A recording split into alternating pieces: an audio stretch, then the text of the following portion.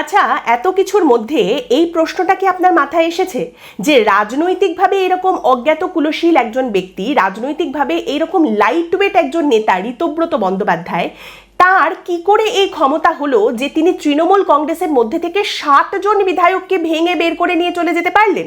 মানে ঋতব্রত বন্দ্যোপাধ্যায়ের মতো একজন নেতা তিনি তৃণমূল কংগ্রেসের 7 জন বিধায়ককে কি এমন অফার করতে পারলেন যেটা মমতা বন্দ্যোপাধ্যায় তাদের অফার করতে পারেননি, এবং যেটা দেখে হিন্দু মুসলিম জেলা শহর নির্বিশেষে সমস্ত তৃণমূলের বিধায়করা বললেন যে আচ্ছা ঠিক আছে চলো ভাই আমরা তোমার সঙ্গেই যাব।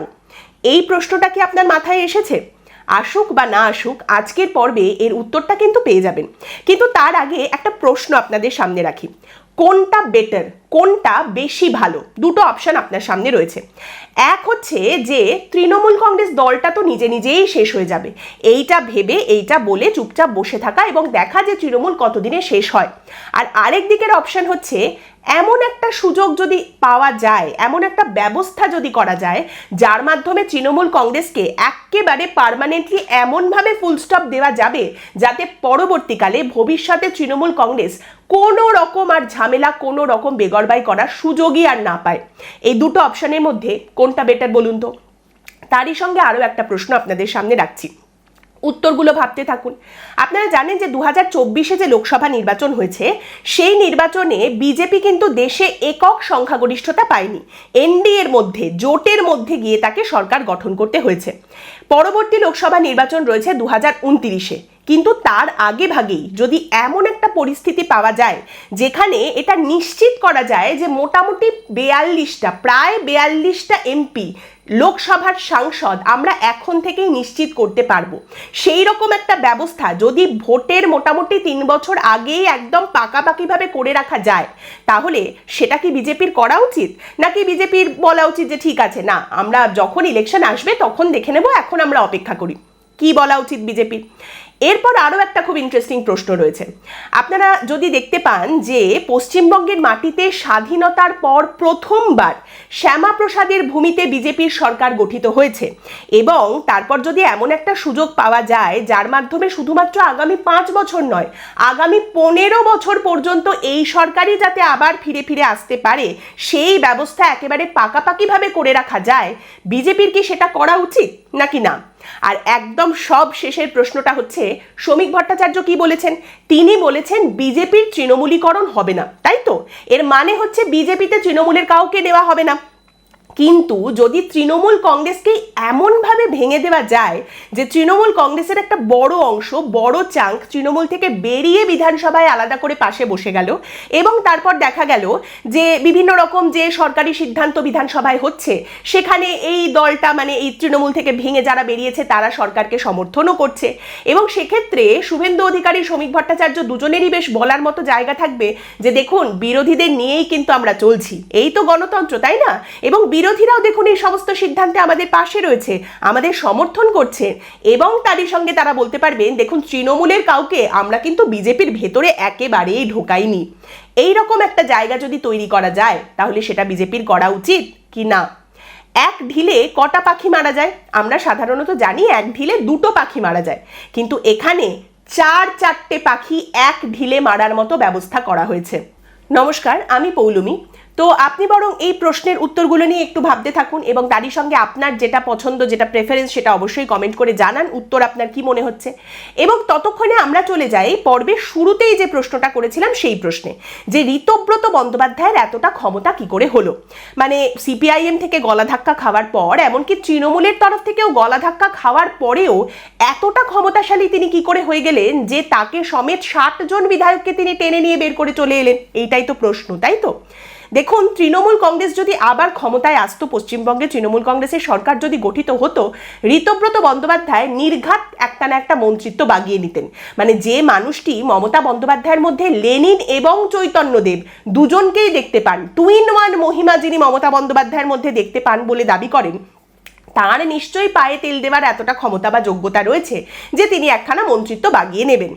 এবার কথাটা হচ্ছে যে সিপিআইএম এর সময় সিপিআইএমকে ভাঙিয়ে রাজ্যসভার সাংসদ হয়েছেন, তৃণমূলকে ভাঙিয়ে রাজ্যসভার সাংসদ হয়েছেন এমন একজন মানুষ যিনি আরজিকর দেখেও চুপ করে থেকেছেন, যিনি সন্দেশখালি দেখেও চুপ করে থেকেছেন, তারপর হঠাৎ একটা জাল সইয়ের অভিযোগ তার বিবেককে এইভাবে কাঁপিয়ে দিল, নাকি সেই মঞ্চের ওপরে যে তাকে কবিতা বলতে থামিয়ে দেওয়া হয়েছিল সেই দুঃখই তাকে পেয়ে বসলো? কোনটা বলুন তো?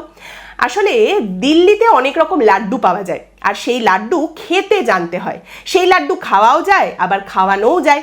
শুধু আপনার দরকার এমন একজন পাওয়ার ব্রোকারকে, যিনি আপনাকে সঠিক সময় সঠিক দরজার সামনে নিয়ে গিয়ে দাঁড় করিয়ে দেবেন। এবার এইখানে আইনত কারণে এরপর থেকে যা বলবো সবটাই স্পেকুলেটিভ, ঠিক আছে?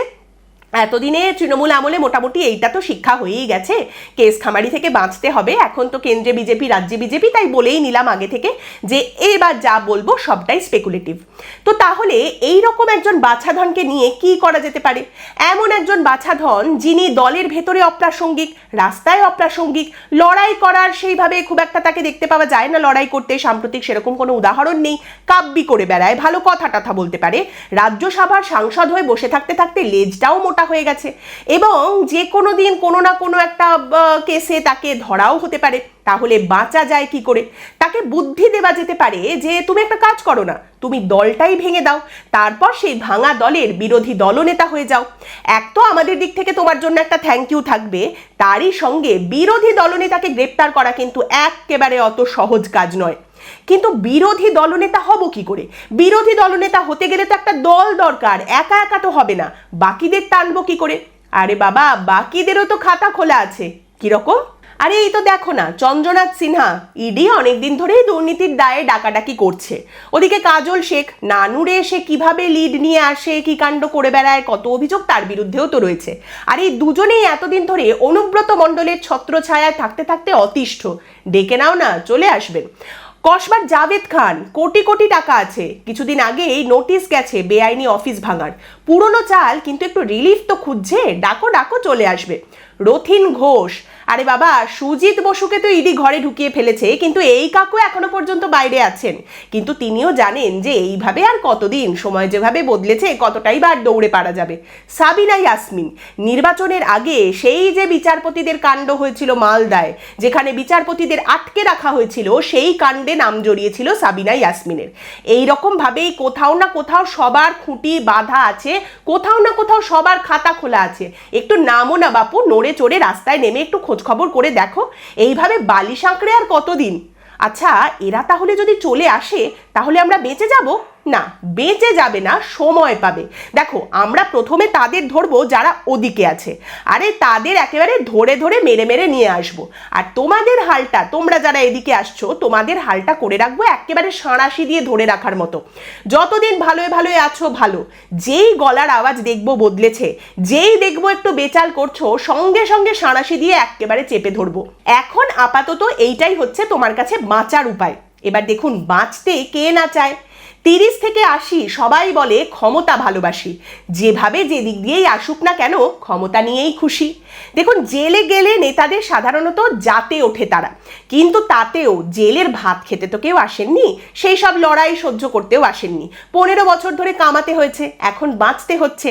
তাই বিষয়টা একেবারেই হিন্দু মুসলিম জেলা শহর এসবের কিচ্ছুর নয়। বিষয়টা হচ্ছে জাহাজ ডুবে গেলেও আমি কিভাবে ভেসে থাকবো সেইটার। বিজেপি আগামী 20 বছর পশ্চিমবঙ্গকে এদিক থেকে ওদিক হতে দিতে রাজি নয়। পশ্চিমবঙ্গ হচ্ছে বিজেপির গুজরাটের পরে দ্বিতীয় হোমল্যান্ড, যেটাকে পাওয়ার জন্য তারা এত বছর ধরে অপেক্ষা করেছে, পরিশ্রম করেছে, এবং ফাইনালি যখন এটাকে তারা হাতে পেয়েছে, হাতছাড়া হতে দিতে বিজেপি একেবারে রাজি নয়। পশ্চিমবঙ্গে বিজেপি কি করবে, আসল পরিবর্তন, কর্মসংস্থান, শিল্প, সোনার বাংলা গড়ে তোলা, এগুলো কি হবে না হবে সে তো সময়ের সঙ্গে সঙ্গে দেখা যাবে। কিন্তু এর গেরুয়াকরণ যেটা বিজেপি করতে শুরু করেছে, সেইটাকে নিশ্চিত করতে তারা এই মুহূর্তে বদ্ধপরিকর, এবং এই দিকটাতেও তারা যথেষ্ট সচেতন যে কেউ যেন এই কথাটা বলতে না পারে যে আপনারা তো সেই তৃণমূলের রঙই গায়ে মেখে ফেললেন, তৃণমূলের লোকগুলোকেই তো আপনারা আবার দলের ভেতরে নিয়ে নিলেন।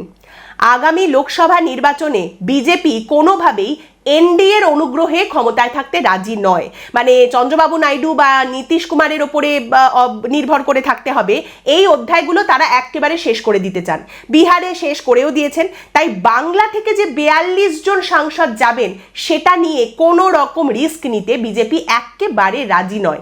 আগে থেকে সেই সমস্ত ব্যবস্থা পাকা করে দেবার জন্য তারা কাজকর্ম করে যাচ্ছেন। এবার দেখুন, এখানে আমি একটা কথা বলছি, যে কথাটা ইংরেজিতে বললে, ইংরেজিতে এরকম একটা কথা আছে, কিন্তু বাংলা তর্জমা করতে গেলেই সেটা কটু কথা হয়ে যাবে, গালাগালি হয়ে যাবে। যদিও ইংরেজি ক্ষেত্রে এটা কিন্তু গালাগালি হিসেবে ব্যবহৃত হচ্ছে না, সেই কারণে আমি ইংরেজিতেই কথাটা বলছি, বাংলা তর্জমা করছি না। মানে এই যে বিজেপি তৃণমূল কংগ্রেসের যে জরাসন্ধকরণ করলো, তৃণমূল কংগ্রেস বা মমতা বন্দ্যোপাধ্যায় কংগ্রেসের যা হাল করেছিলেন, বিজেপি তৃণমূল কংগ্রেসের তার থেকেও খারাপ হাল করলো। যেটা তারা করলো সেটা হচ্ছে, they did a bastardization of a political party and then legitimized it for their own benefit. আর তৃণমূল কংগ্রেস নিজেও এতটাই দুর্নীতিগ্রস্ত, এতটাই করাপ্ট একটা দল, যে বাইরে থেকে খুব কষ্ট করে এফার্ট দিয়ে তাদের কেটে কুটে থালার উপরে সাজিয়ে দিতে হচ্ছে না। তারা নিজেরাই কেটে কুটে থালার উপরে উঠে সাজিয়ে নিয়ে সার্ভড হয়ে যাচ্ছে, যে দেখুন আমরা নিজেদেরই কেটে দিয়েছি, আপনারা জাস্ট এবার খেয়ে ফেলুন। তাহলে এরপর বিজেপির সরকার পশ্চিমবঙ্গে যদি কোনো হঠকারী সিদ্ধান্ত নেয়, যদি কোনো ভুল করে, সেটা নিয়ে প্রশ্ন করার, গঠনমূলক সমালোচনা করার লোক কি তাহলে থাকবে না? বিধানসভার ভেতরে এটা করতে পারেন যারা বিজেপি নয়, কিন্তু বিজেপি সরকারের কোনো হঠকারিতার বিরুদ্ধে আঙুল তুলতে পারবেন, শিরদাঁড়া সোজা রেখে প্রশ্ন করতে পারবেন, এই রকম মানুষের সংখ্যা বিধানসভার ভেতরে এখন তাহলে এক হাতে গোনা যাবে। আর বিধানসভার বাইরে রাজ্য সরকারের হঠকারিতা বা ভুল সিদ্ধান্তের বিরুদ্ধে আওয়াজ তো আপনিও তুলতে পারবেন। হঠাৎ করে হলেও সরকারের হঠকারিতার বিরুদ্ধে কথা বলে যেতে হবে ততদিন যতদিন কথা বলার সুযোগ পাওয়া যায়। কথা বলেই কিন্তু কথা বলার অধিকারকে রক্ষা করা যাবে। একদম শেষে একটা বিষয়ের আমরা আনুষ্ঠানিকভাবে নিন্দা করতে চাই, একদম সেই কথাটা পরিষ্কার আপনাদের সামনে আমরা রাখতে চাই, এবং সেই নিন্দা করার জন্য ঘটনাটা কি ঘটেছে তার আবার পুনর্বিবরণে আমি যাচ্ছি না, কারণ আপনারা সকলেই বিষয়টা জানেন। দেখুন, ব্যাপারটা হচ্ছে, মমতা বন্দ্যোপাধ্যায় অনেক সময় অনেক কথা বলেন এবং রাজনৈতিক পরিসরে তিনি অনেক কথা বলতেই পারেন। আর এখন তিনি ক্ষমতায় নেই, তিনি এখন কোণঠাসা হয়ে গেছেন, এখন তিনি আরও আজগুবি কথা হয়তো সামনে নিয়ে আসবেন, বলতেই পারেন। কিন্তু সেইখানে দাঁড়িয়ে আমাদের দেশের সুরক্ষার জন্য সংবেদনশীল কোনো কথা আলটপকা রাজনৈতিক বক্তব্যের মধ্যে যদি তিনি নিয়ে আসেন, যেখানে আমাদের রাজ্যের সঙ্গে আমাদের পাশের দেশের সীমান্ত এলাকা রয়েছে এবং সেখানকার সুরক্ষা যথেষ্ট সংবেদনশীল, যথেষ্ট গুরুত্বপূর্ণ একটি বিষয়, তার দাবি অনুযায়ী তিনি যখন একটি রাজ্যের মুখ্যমন্ত্রী ছিলেন, সেই সময় আমাদের দেশের দায়িত্বশীল স্বরাষ্ট্র মন্ত্রকের তরফ থেকে যদি তাকে কোনো রকম কোনো তথ্য দেওয়াও হয়ে থাকে, যে মুহূর্তে তিনি ক্ষমতা থেকে চলে গেছেন, সঙ্গে সঙ্গে তিনি বিরোধী দলের নেত্রী হওয়ার সঙ্গে সঙ্গে অসংলগ্নভাবে রাজনৈতিক বক্তব্যের মধ্যে সেই সমস্ত কথাবার্তা যদি নিয়ে চলে আসেন, অত্যন্ত সংবেদনশীল দেশের সুরক্ষার বিষয় নিয়ে যদি তিনি আলটপকা মন্তব্য এভাবে করেন, তাহলে সেটাও কিন্তু রাজনৈতিকভাবে দেউলিয়া হয়ে যাওয়ারই একটা উদাহরণ। এই বিষয়টা নিয়ে স্বরাষ্ট্র মন্ত্রকের তরফ থেকে যদি ভবিষ্যতে কোনো পদক্ষেপ দেখতে পাওয়া না যায়, কোনো ব্যবস্থা গ্রহণ করা যদি না হয়, তাহলেই বরং আমি আরও আশ্চর্য হব। আজকের পর্ব আমি এখানেই শেষ করছি। আপনাদের মতামত অবশ্যই জানাবেন, এবং অবশ্যই যে প্রশ্নগুলো করেছিলাম সেখানে আপনার প্রেফারেন্স কোনটা, আপনি কোনটা মনে করেন ঠিক বলে, সেটাও অবশ্যই জানাবেন। পরের দিন দেখা হবে অন্য একটি বিষয় নিয়ে আলোচনায়। ভালো থাকবেন।